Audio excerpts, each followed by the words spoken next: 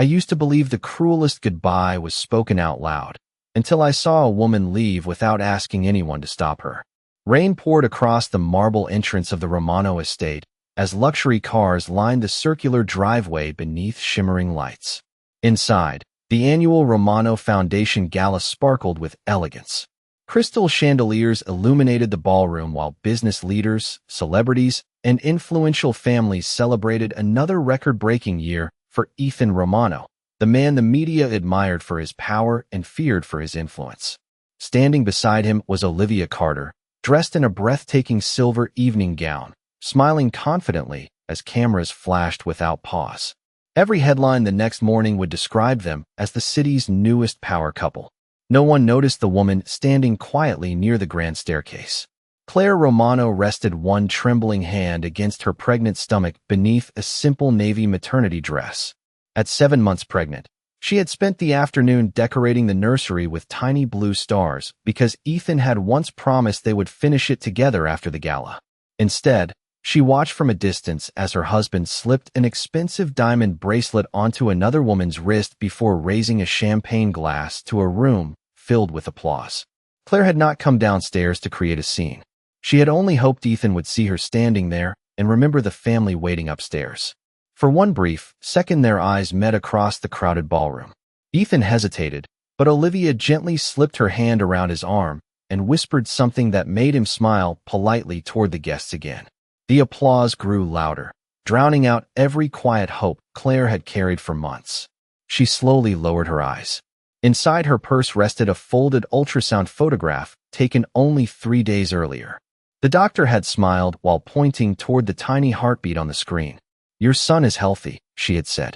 Claire could hardly wait to tell Ethan they were expecting a boy. She had even written a small note on the back of the photograph that read, "Our greatest adventure begins together." Now the words felt painfully distant. Upstairs in their bedroom, Claire carefully removed her wedding ring and placed it beside the framed photograph from their wedding day. Next to it, she laid the ultrasound picture and the handwritten note. She added one final letter in calm handwriting. "I never wanted you to choose between us. I only hoped one day you would remember we were already your family." She folded the letter neatly before quietly closing the bedroom door behind her. Downstairs, the music continued as if nothing had changed. Ethan accepted congratulations from investors, smiled for photographs, and thanked guests for supporting his charitable foundation.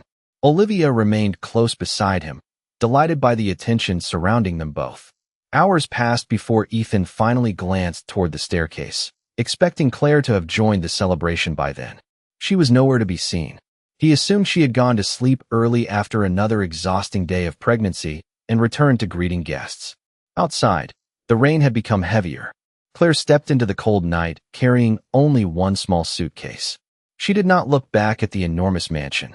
She simply placed one hand over her unborn son and whispered softly, "You will never have to wonder whether you were enough." A taxi disappeared into the darkness beyond the estate gates while security cameras quietly recorded the moment. No one stopped her. No one called her name. The following morning, Ethan entered their bedroom expecting another ordinary conversation. Instead, he found the wedding ring, the ultrasound photograph, the handwritten letter, and an empty closet where every trace of Claire had quietly disappeared. Some people believe an empty house is peaceful, but the loudest silence is the one left behind by someone who finally stopped waiting to be loved. Together, his breathing became unsteady. For the first time in months, he realized he had never asked how her last doctor's appointment had gone.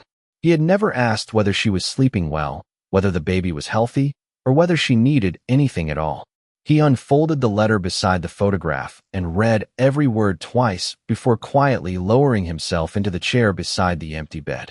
The room still carried Claire's favorite lavender scent, but everything else was gone.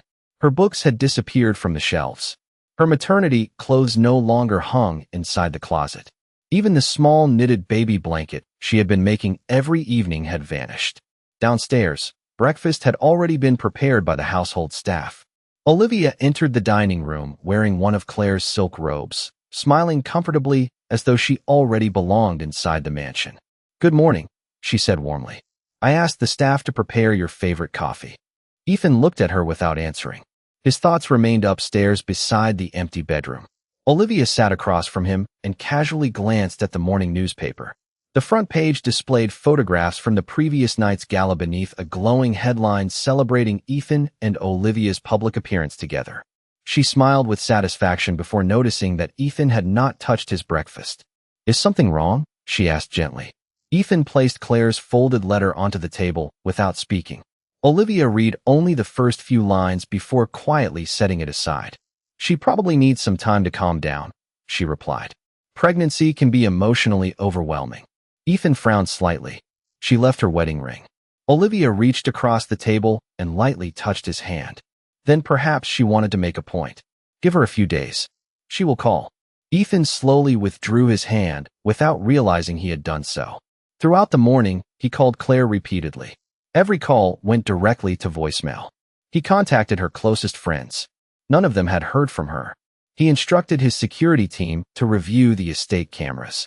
The footage showed Claire leaving alone with one suitcase before entering a yellow taxi that disappeared into the rain.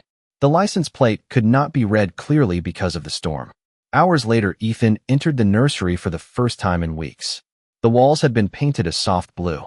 Tiny clouds decorated the ceiling. A wooden crib stood beside the window, already assembled. On a rocking chair rested a parenting book with dozens of colorful notes Claire had written inside the margins. Ethan slowly opened it. Several pages had been highlighted. Beside one paragraph about a father's presence during childhood, Claire had written, "I know he will be wonderful once he slows down enough to see what truly matters." Ethan quietly closed the book as guilt settled heavily across his shoulders. She had believed in him long after he had stopped believing he needed to change. That afternoon, his assistant entered the office carrying several urgent business contracts requiring immediate signatures. Ethan stared at the documents for only a moment before pushing them aside. "Cancel everything for the rest of the week," he said. The assistant looked surprised. "Sir, investors from Chicago arrive tomorrow morning." Ethan stood and looked through the office window toward the distant skyline. "There will always be another meeting," he answered quietly. "There may not be another chance to find my wife before our son enters this world." Just as he reached for his car keys, his phone vibrated with a message from an unknown number containing only one sentence. "Stop looking for someone who no longer wants to be found. I used to think losing someone happened in a single moment, but the hardest disappearances happen one unanswered call at a time."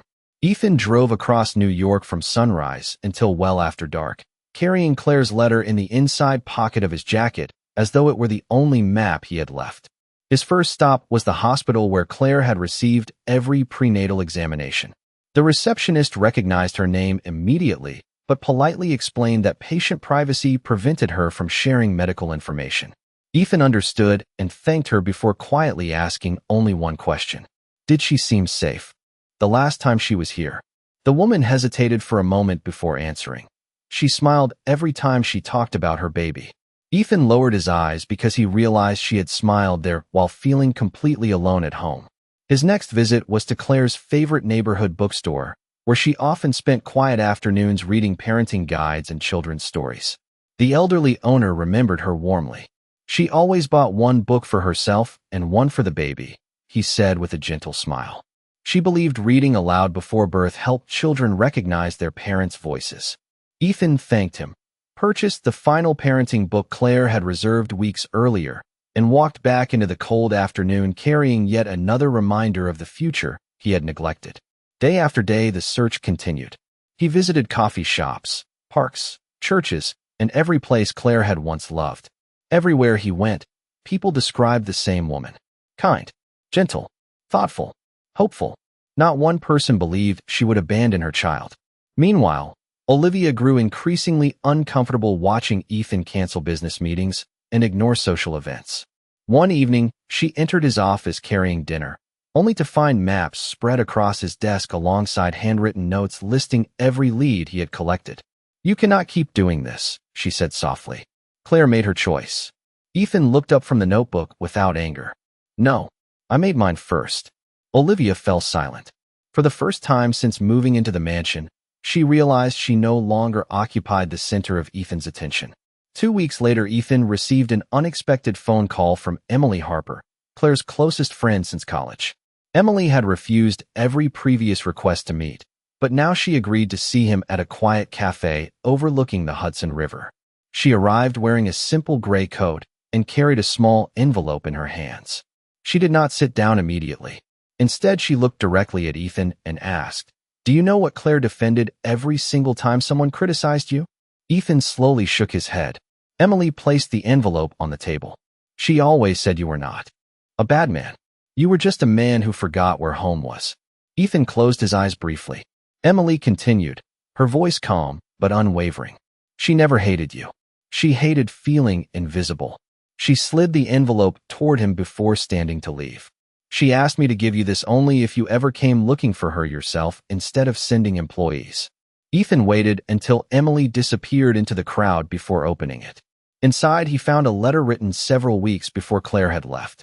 Tucked between its pages was a tiny receipt from a local baby furniture store. On the back, Claire had written a simple sentence. "Today your son kicked for the first time. I reached for your hand, but you were answering another phone call." Ethan read the sentence over and over until the words blurred together. As he carefully folded the letter, another item slipped from the envelope onto the table. It was a small business card from a family-owned maternity clinic located in a quiet coastal town nearly 300 miles from New York. Across the bottom, written in Claire's familiar handwriting, were 5 heartbreaking words. "Maybe peace lives far away.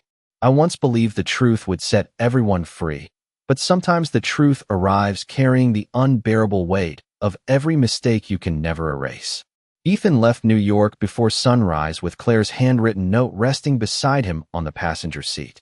The coastal town mentioned on the business card was nearly 300 miles away, a peaceful community where fishing boats replaced skyscrapers and strangers still greeted one another with warm smiles.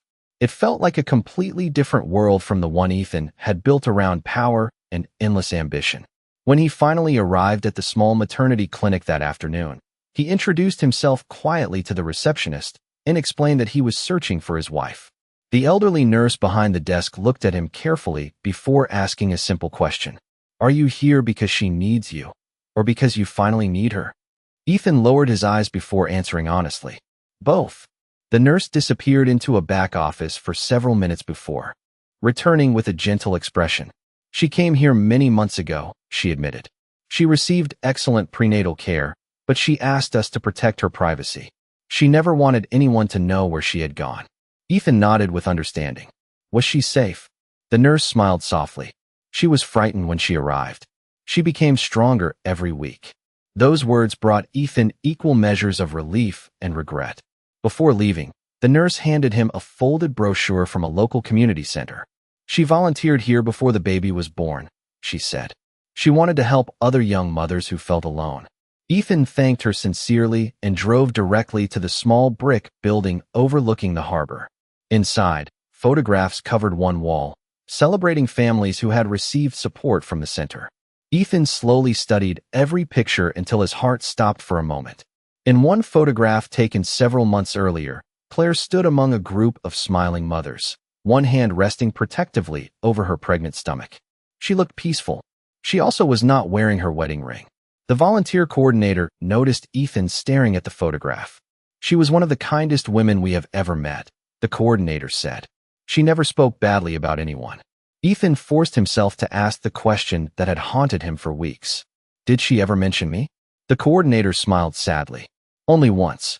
She walked to a filing cabinet and carefully removed a sealed envelope with Ethan's name written across the front.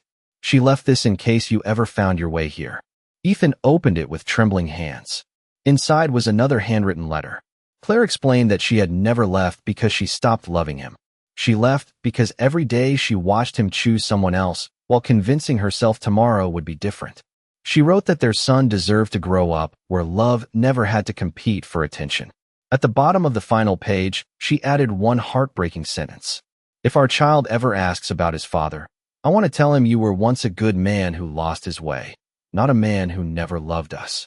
Ethan quietly wiped away tears before folding the letter with great care. As he prepared to leave, the coordinator hesitated before speaking again. "There is something else you should know." Ethan looked up. A woman visited here several times asking questions about Claire after she left town. Ethan felt his heartbeat quicken. Who was she? The coordinator opened a visitor log and turned it toward him. The signature at the bottom of the page was unmistakable. Olivia Carter. Beneath her name, she had written that she was a concerned family friend.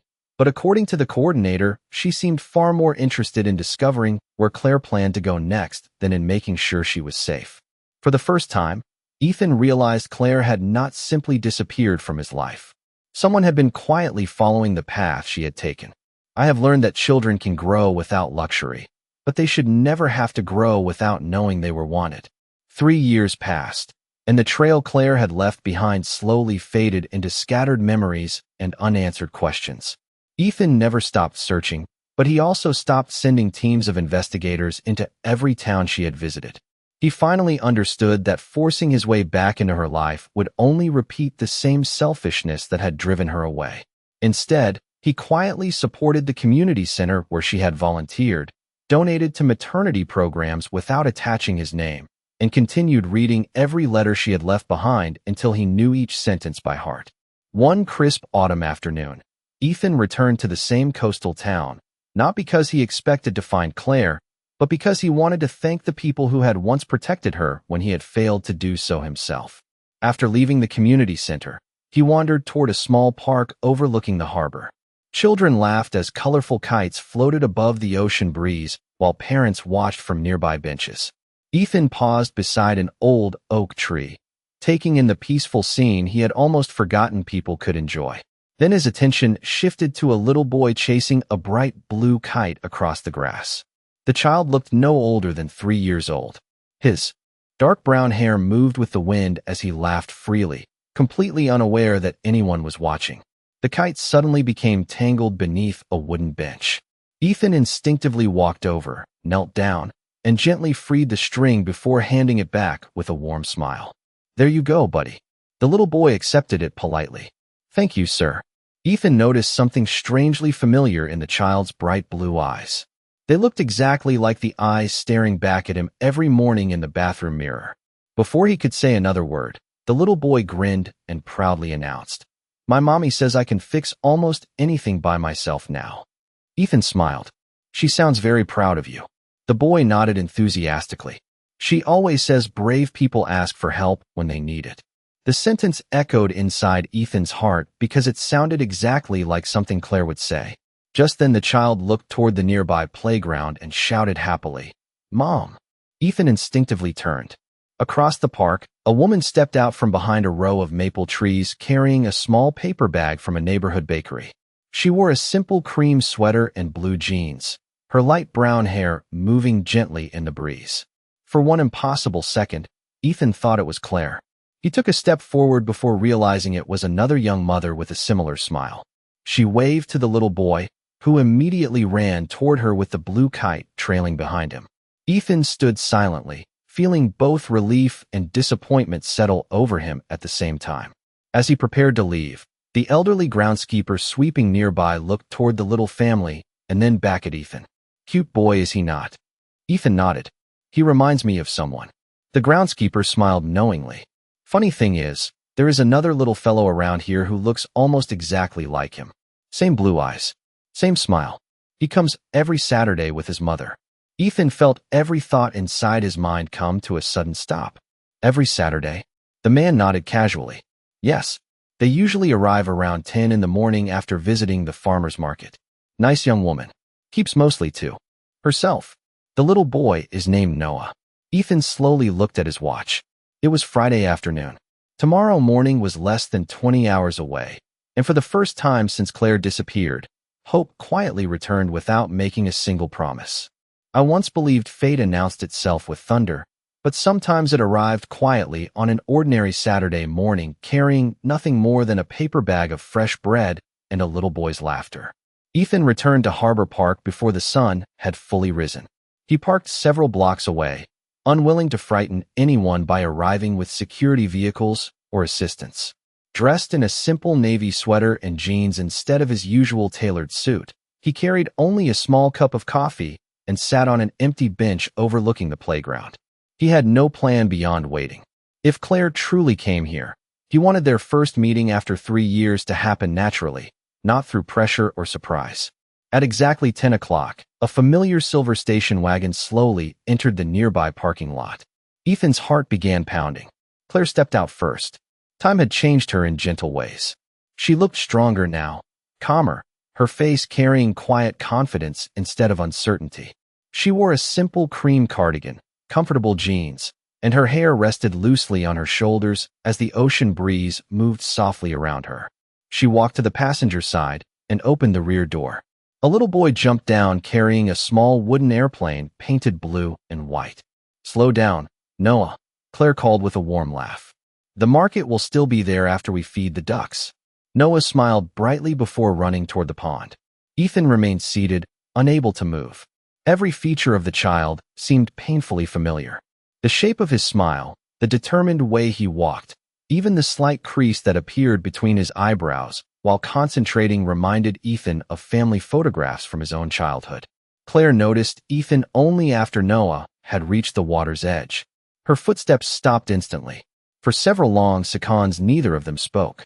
The sounds of children playing and birds flying across the harbor seemed to disappear entirely. Ethan slowly stood. "Claire." She quietly nodded. "Hello, Ethan." There was no anger in her voice, only calm distance built over years of healing. Ethan looked toward the little boy feeding small pieces of bread to the ducks before carefully asking, "Is that?" Claire answered before he could finish. "Yes." Ethan closed his eyes briefly. Every unanswered question from the past 3 years suddenly became one undeniable truth, standing only a few yards away. "His name is Noah?" Claire smiled faintly. "You always liked that name." Ethan remembered immediately. Years earlier, while assembling the nursery together, he had casually mentioned that if they ever had a son, Noah sounded like a strong and gentle name. He had forgotten the conversation. Claire never had. Noah suddenly turned around and waved excitedly toward his mother. "Mom, look! They are following me." Claire smiled warmly and walked toward him. Ethan instinctively remained where he was, unwilling to interrupt the peaceful life they had built without him. A few moments later, Noah looked curiously at Ethan. "Mom, who is that man?" Claire hesitated. Ethan quietly shook his head, silently telling her not to answer before she was ready. Claire knelt beside Noah and gently brushed a strand of hair away from his forehead. "He is someone Mommy knew a long time ago." Noah accepted the explanation with innocent trust before running back toward the pond. Ethan looked at Claire with gratitude. "Thank you." Claire folded her arms gently against the cool breeze. "Do not thank me yet. Noah deserves the truth, but he also deserves stability." Ethan nodded. "I am not here to take him away from you." Claire studied his face carefully, searching for the man she had once loved and the stranger he had become. "Then why are you here?" Ethan answered without hesitation. "Because I spent 3 years searching for my family, and now that I have found you, I am willing to spend the rest of my life proving that I deserve to stand close enough for my son to know my name." I used to believe forgiveness began with the words, "I am sorry," but I eventually discovered it begins when someone quietly changes long before anyone agrees to believe them. Ethan returned to New York that evening carrying no sense of victory. Finding Claire and Noah had not erased the past. It had only given him the chance to face it honestly. The first thing he did on Monday morning was request a private meeting with Olivia. She arrived at his office expecting another attempt to repair their relationship, but the atmosphere felt different the moment she entered. Ethan stood beside the large window overlooking Manhattan, his wedding ring resting in the palm of his hand. It had remained in his desk drawer ever since Claire disappeared. Olivia smiled politely. "You finally found her, did you not?" Ethan turned slowly. "You already knew she had been in the coastal town." Olivia's expression stiffened. "I only wanted to make sure she was safe." Ethan quietly placed the visitor log from the community center onto his desk beside copies of security records and phone messages. "You visited after she left. You contacted people who tried to help her. You sent anonymous messages telling me to stop looking." Olivia lowered her eyes for a brief moment before taking a slow breath. "Yes." There was no anger in Ethan's voice when he answered. "Why?" Olivia looked directly at him, her confidence finally fading. "Because I believed if enough time passed, you would stop thinking about her. I wanted you to choose me completely, just as you had during the gala." Ethan nodded sadly. "The truth is much worse." Olivia frowned. Ethan continued quietly. "I chose my own pride. Claire did not lose me because of you. She lost me because I stopped seeing the family waiting beside me. Olivia remained silent, unable to argue with words that blamed no one except the man speaking them. Ethan gently slid a prepared envelope across the desk. Your resignation package has been finalized.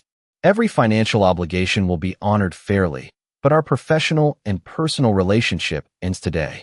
Olivia looked at the envelope without touching it. You hate me now. Ethan slowly shook his head. No. Hatred would only keep me trapped in the same life I am trying to leave behind. I simply cannot build tomorrow while carrying yesterday into it. Olivia quietly stood, picked up the envelope, and walked toward the door. Before leaving, she paused. Do you think Claire will forgive you? Ethan answered honestly. I do not know. I am no longer working for forgiveness. I am working to become the father my son deserves, even if I never become the husband Claire chooses again. After she left, Ethan contacted the chairman of the Romano Foundation and announced major changes to his schedule.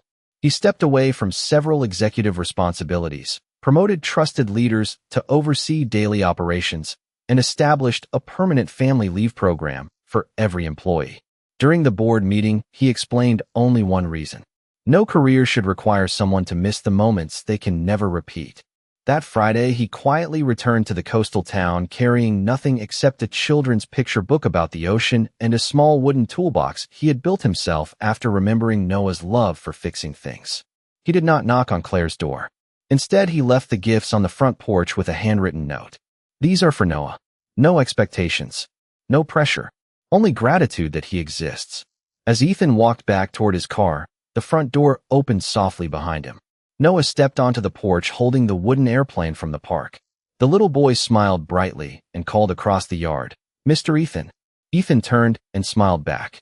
Noah raised the airplane proudly into the air before asking the simple question every father dreams of hearing. Will you come fly airplanes with me next Saturday? I once believed children remembered the gifts adults gave them, but what they remember forever is who showed up when nobody was watching. The following Saturday, Ethan returned to the coastal park carrying only a simple picnic basket, the wooden toolbox, and a folded blanket. Noah spotted him almost immediately and raced across the grass with the same bright smile that had haunted Ethan's memories all week. You came, Noah shouted happily. Ethan laughed softly as he knelt to the little boy's height. I promised I would. Noah proudly grabbed his hand and pulled him toward the open field, where colorful kites danced above the ocean breeze. Claire followed several steps behind, watching quietly without interrupting. She noticed something different almost immediately. Ethan was no longer trying to impress anyone. He was not making speeches about changing. He simply listened every time Noah spoke. Together, they spent the morning building a small wooden birdhouse from the toolbox Ethan had left on the porch. Noah insisted on hammering every tiny nail himself, while Ethan patiently steadied each piece of wood without taking over. When the roof leaned slightly to one side, Noah frowned. I made it crooked. Ethan smiled warmly. Some of the strongest homes are not perfect. They only need people who keep fixing them together. Claire heard those words from a nearby bench and quietly lowered her eyes. Years earlier, Ethan would have asked someone else to build something faster and better. Today, he celebrated every imperfect step beside his son. After lunch, Noah became fascinated by a group of children flying handmade model airplanes across the field. Ethan unfolded the blue wooden airplane Noah had carried since their first meeting and showed him how to adjust the wings so it could glide farther. The first flight landed only a few feet away. Noah laughed instead of becoming frustrated. The second flight traveled twice as far. By the fifth attempt, the little airplane floated gracefully across the grass before landing softly near the shoreline. Noah threw both arms into the air with excitement. We did it. Without thinking, he wrapped his arms around Ethan's waist in a quick, joyful hug. Ethan froze for only a heartbeat before gently returning the embrace, careful not to overwhelm the little boy. Across the park, Claire quietly wiped away a tear she had not expected. Noah had never been afraid to love. She had been the one protecting both of them from being hurt again. Later that afternoon, they walked together through the small farmer's market. Noah insisted on holding Ethan's hand with one hand and Claire's with the other while excitedly pointing toward homemade cookies, colorful flowers, and musicians performing near the harbor. To every passerby, they looked like an ordinary family enjoying a peaceful weekend. Ethan silently treasured the ordinary more than every glamorous gala he had ever attended. As the sun slowly began to set, Noah looked up at Claire with curious eyes. "Mom, why does Mr. Ethan always come back?" Claire looked across the golden light, reflecting on the water before answering honestly. "Because sometimes people spend a long time learning what truly matters." Noah accepted the answer with the quiet wisdom only children possess. He then turned toward Ethan and smiled. "Next time, can you come to my preschool music day too?" Ethan felt emotion rise inside him, but answered calmly, "If your mother says it is all right, I will be there before the first song begins." Claire looked into Ethan's eyes for a long moment. She still carried the scars of abandonment, but for the first time, they were no longer standing between strangers. They were standing between two people carefully building something new. As they reached Claire's front porch that evening, she quietly handed Ethan a folded piece of paper. It was an invitation to Noah's preschool music celebration scheduled 1 month later, and beneath the date, she had written only one simple sentence. "Please do not make him wonder if you are coming. I once believed a family was held together by promises made on a wedding day, but I finally learned it is held together by the promises people choose to keep every ordinary day afterward." 1 month later, Ethan arrived at Noah's preschool nearly 40 minutes before the music celebration began. The parking lot was still half empty as teachers carried colorful decorations into the auditorium. Ethan wore a simple navy blazer instead of an expensive designer suit and carried no gifts, no flowers, and no grand surprises. He remembered Claire's handwritten request perfectly. "Please do not make him wonder if you are coming." This time there would be no wondering. When Noah entered the building holding Claire's hand, he immediately spotted Ethan sitting in the front row. His entire face lit up with excitement. "Mom, he is already here." Noah ran forward without hesitation and proudly climbed into the seat beside Ethan until the teacher called the children backstage. Claire remained standing quietly near the entrance. She looked at Ethan for a long moment before giving him a small, genuine smile. It was the first smile she had offered him without hesitation since the night she walked away. During the performance, Noah stood beneath bright stage lights wearing a paper sailor hat made by his class. He searched the audience only once before finding Ethan exactly where he had expected him to be. Noah smiled confidently and sang every word with joy. Ethan applauded louder than anyone else when the children finished. Afterward, Noah proudly showed him a hand-painted picture of 3 people holding hands beside the ocean. "This is my family," Noah explained. Ethan looked carefully at the drawing. The tallest figure wore a blue sweater just like the one Ethan often wore to the park. Claire quietly noticed the same detail and felt her heart soften in a way she had spent years trying to prevent. As autumn slowly turned into spring, Ethan continued making the 3-hour drive every weekend without missing a single visit. Sometimes they built birdhouses together. Sometimes they read stories at the library.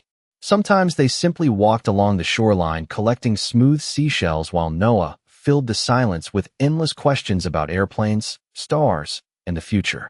Ethan never rushed those moments because he finally understood they were the life he had almost lost forever. Nearly a year after their first meeting in Harbor Park, Noah celebrated his 4th birthday at the same community center where Claire had once volunteered before his birth. The decorations were simple, with handmade paper boats, blue balloons, and a homemade chocolate cake sitting at the center of the room. Before the guests arrived, Ethan quietly entered carrying only one small wrapped box. Inside was not an expensive toy, but the original ultrasound photograph Claire had left behind years earlier, carefully preserved inside a handcrafted wooden frame beside a recent photograph of the 3 of them smiling together at the harbor. Across the top, he had engraved one sentence.